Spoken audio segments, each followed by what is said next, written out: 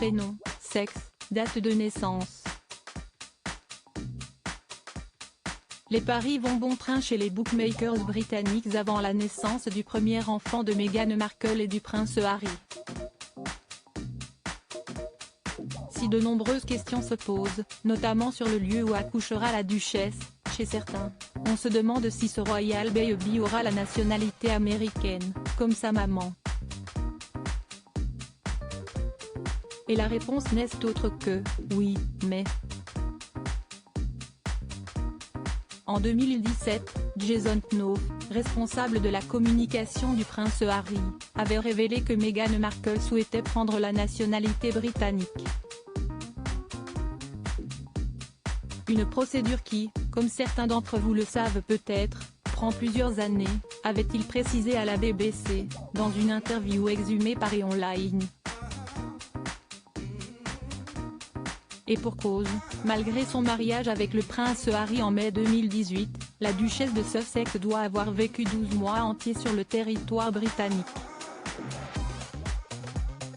La jeune maman devrait donc toujours être une citoyenne américaine à la naissance de son bébé, prévue pour le mois d'avril. Un royal baby avec la double nationalité, mais il est cependant possible que cet enfant reçoive la double nationalité.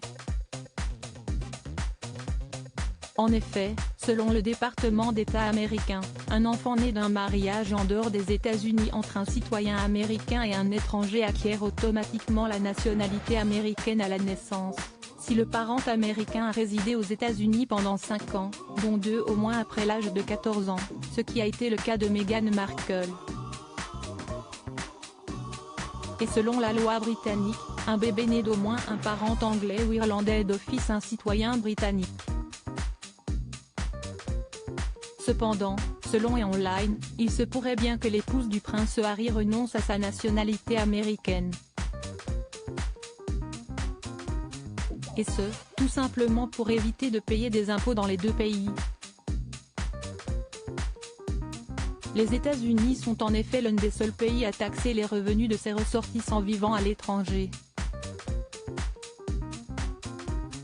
Et si Meghan Markle renonce à sa nationalité d'origine, son enfant devrait pour sa part en être privé et ne bénéficier que de la nationalité britannique.